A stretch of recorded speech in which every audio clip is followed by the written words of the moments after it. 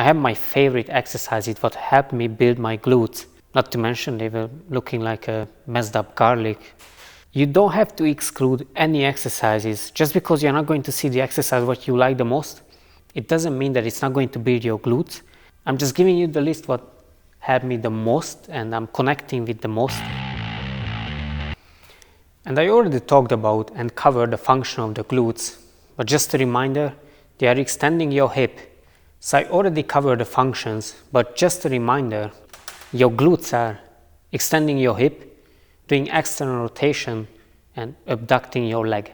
You see, you're not going to train all the function with one exercise. Same with your chest, right? You are doing pressing motions and you are doing flies, and then you are doing flies and then pressing motion, and then you are doing flies. Did I mention flies? Alright, first off we have the bridging motion. And you probably guessed it, but my favorite is the hip thrust. And when I first started doing them, I didn't feel anything. My hamstring was over dominating the exercise.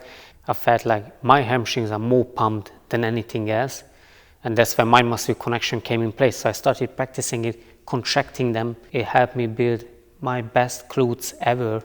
But if you are feeling it in different muscles, then it can be either your setup, you might have a quad and hamstring dominance. And yes, this exercise is training your quads and hamstrings, but it should be mainly your glutes.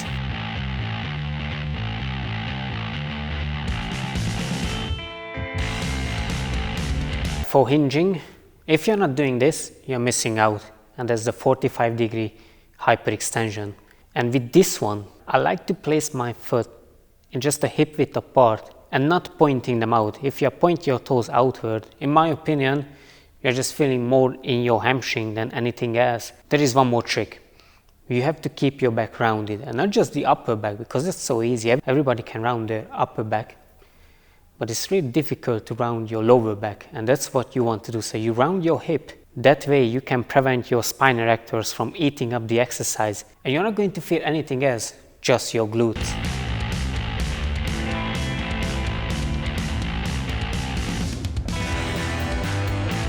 If you are doing lunges on a regular basis, you know that they are horrible. Add the deficit and you can make them the most gruesome exercise you ever done in your life. And why I like them is because it's stretching your glutes so much that you're not going to feel anything else, just them working when you do the exercise. When you are doing it, don't just go through the motion.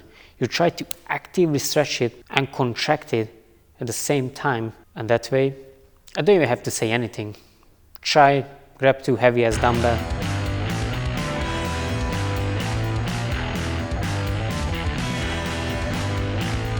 And for the last one, there's an abduction, because we haven't done that. I like to do it with a lighter weight.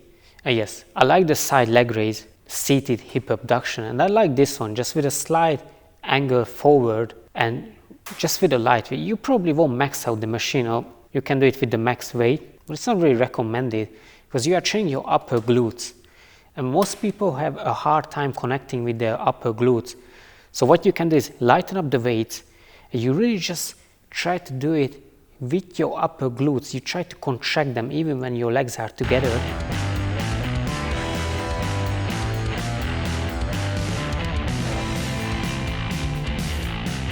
So yeah, these are my favorite glute builders, and these are not the only one what you can do, but I highly suggest you doing them. And if you like the video, make sure to like, subscribe, share, watch one of those videos, and don't forget to subscribe to the channel. I'm going to see you in the next one. I'm out. Bye.